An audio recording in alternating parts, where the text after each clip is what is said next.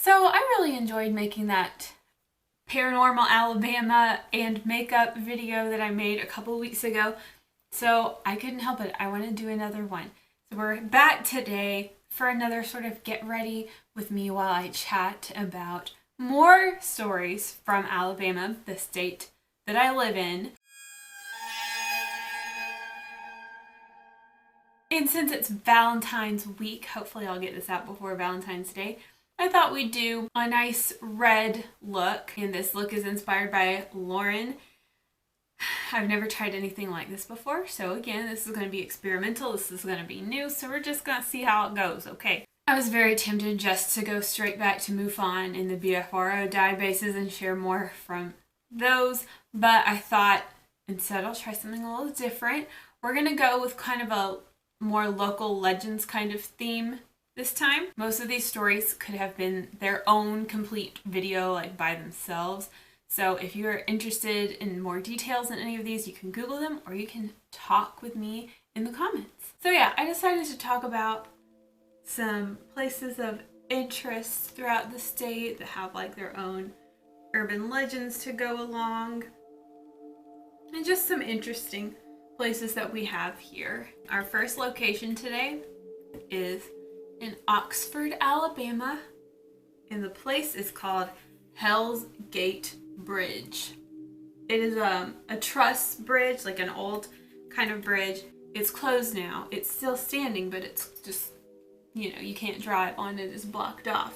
But the legend is that in the 50s, apparently, a young couple was driving across the bridge and somehow lost control and crashed their car into the water and died. So the urban legend is that if you go drive your car onto that bridge and stop, an invisible passenger will get in your car and you will notice that your back seat is wet.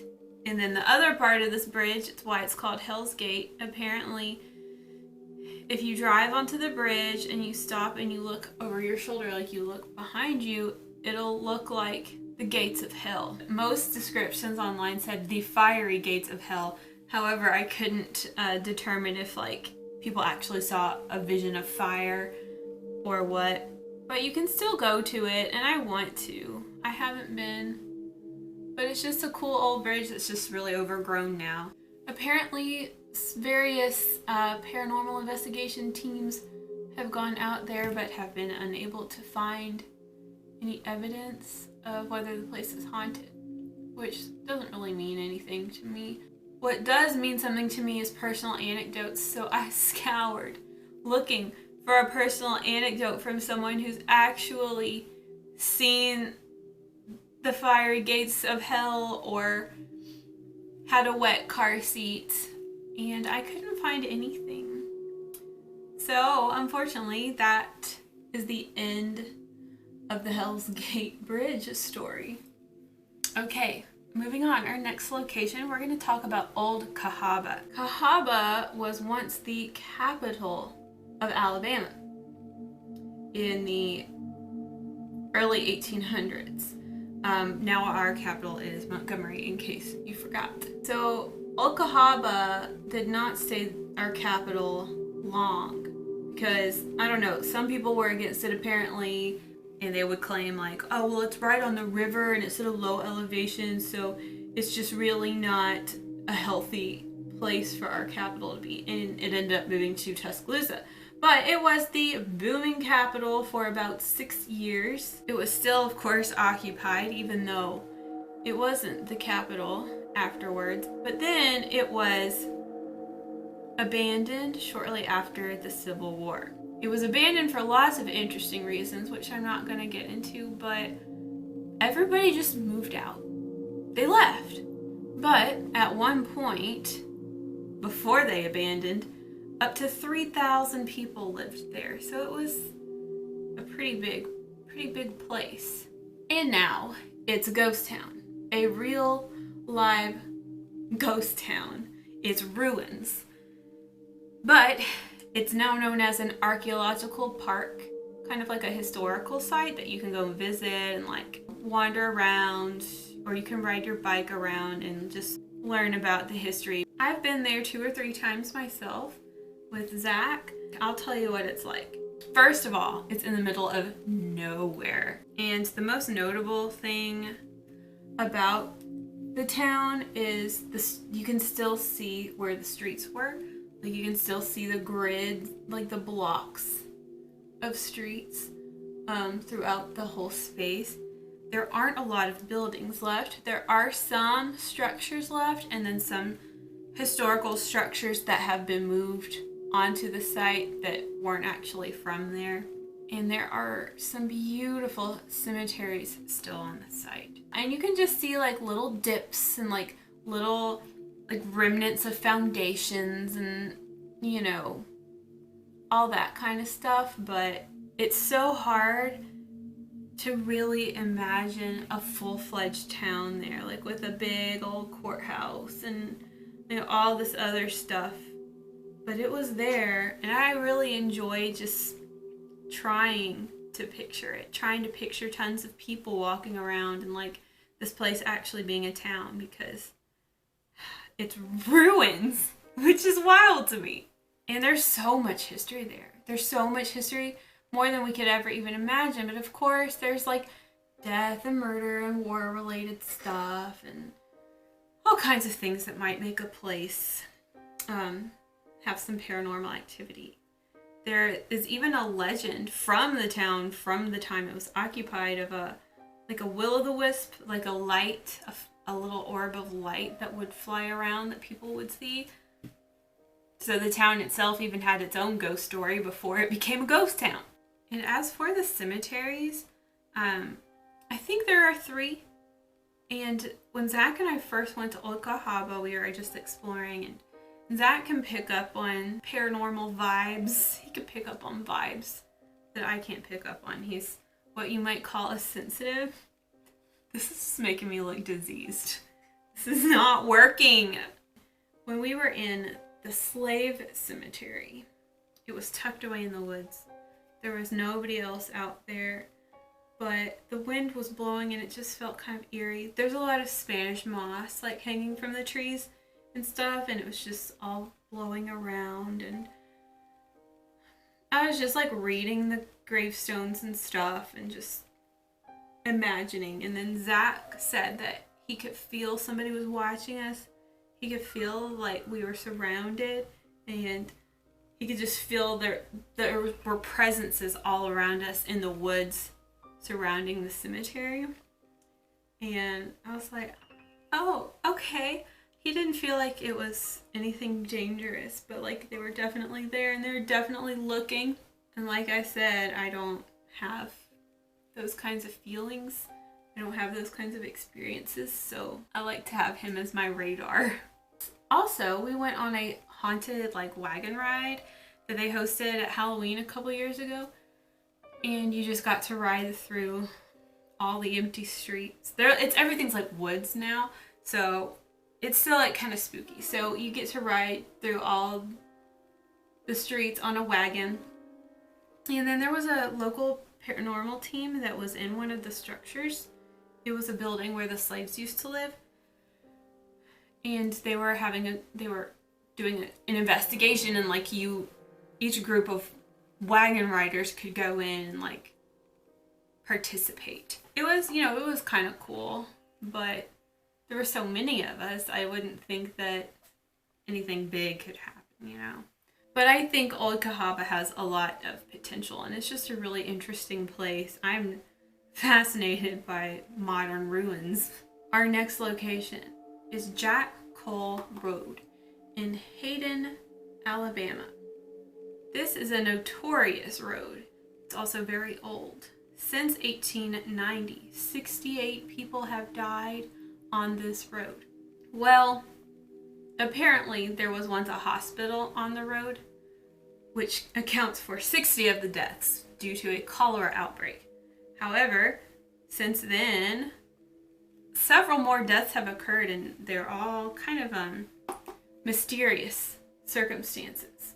I don't want to get into the details of those deaths because a lot of them are recent, and I don't want to be exploitative, basically. But legend says that back in the day, in some undisclosed date, these hunters near Jack Cole Road were in the woods. This area is heavily wooded, and it still is now. They were in the woods, and they found a cabin. And they went up in there, and there was a dead lady in there. She was like mummified. And everyone decided that she was a witch, and she was responsible for all the terrible things that happened on Jack Cole Road. Aside from all the deaths, there have been historically, throughout the centuries, reports of ape-like creatures, wolf-man-like creatures, sounds from the woods, lights in the woods, just all kinds of paranormal activity. It's a super interesting place, and I looked at it on Google Maps. Now, this is a residential road, and it's not even a half-mile long, and it's a dead-end road, just in the woods. And I also tried to look to see, like, about this hospital that supposedly was on the road. I couldn't find any pictures or, like, documentation of it, but when you look on Google Maps, you can kind of see, like, a giant square in the woods that's just clear. So I don't know if maybe that's where the hospital stood or what. Okay, this next story was posted on Reddit, and I'm just gonna paraphrase it. We'll call this the Montgomery time slip. So this guy, he said he lived in Atlanta at the time, and he and his wife would ride over.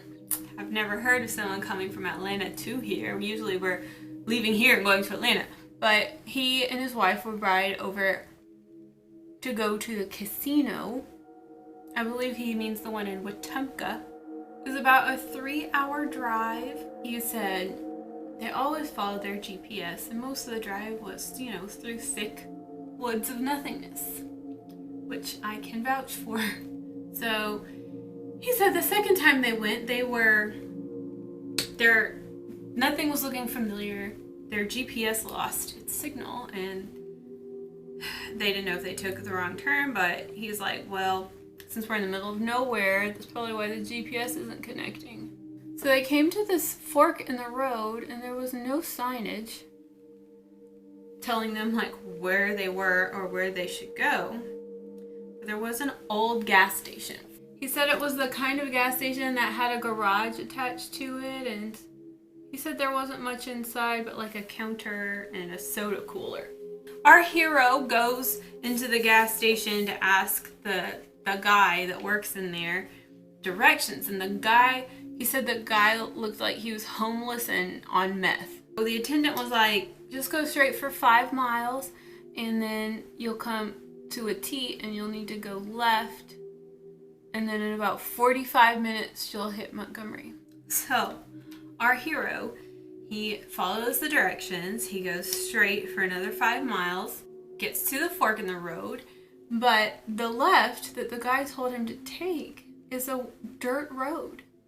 And there's a wooden sign that says Montgomery. So he's like, you know what, I'm not gonna go that way. And he just stayed on the paved road.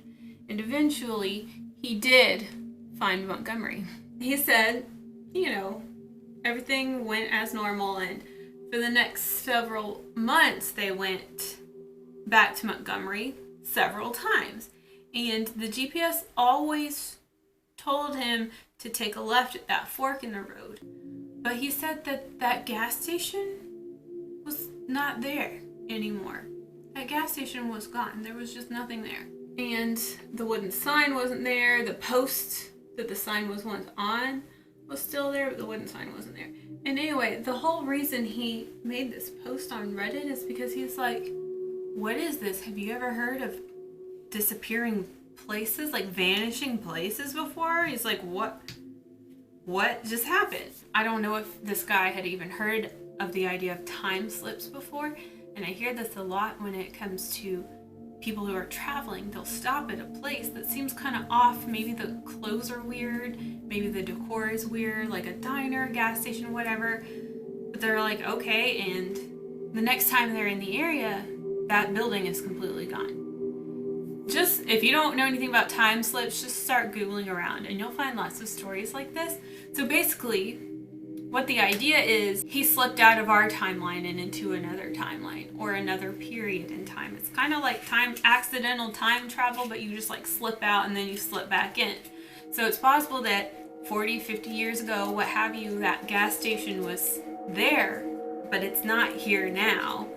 And I don't know, I loved that, and I love that it is a story that came from here because, and of course it would have to be an out-of-state person to come tell this story because I feel like people don't talk here. I need to get them to talk. Oh, and I almost forgot. He said that he feels like not taking that dirt road was one of the best decisions he ever made. Like, he doesn't know why, but that's just how he feels. And there have been like a couple of stories I've heard where people have been afraid they're gonna get trapped in their time slip.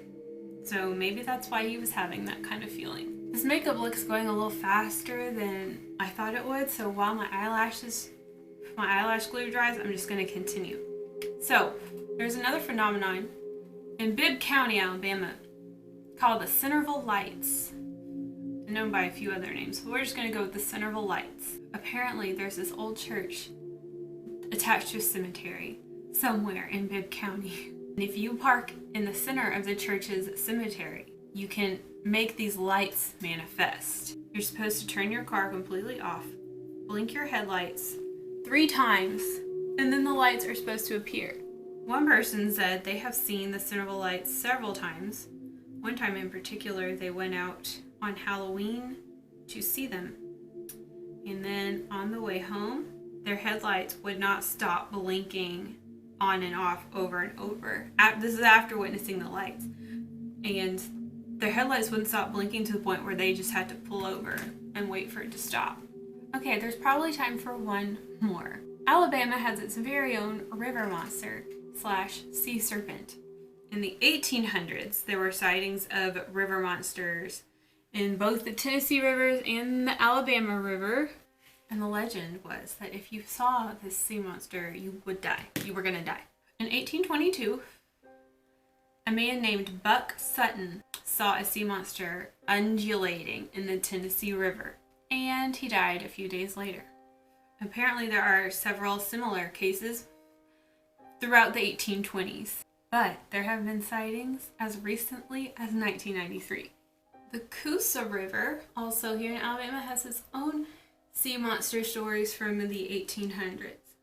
A man named Marcus Foster saw a sea monster in the Coosa in 1877. He said that its head and neck looked horse-like and it had huge eyes.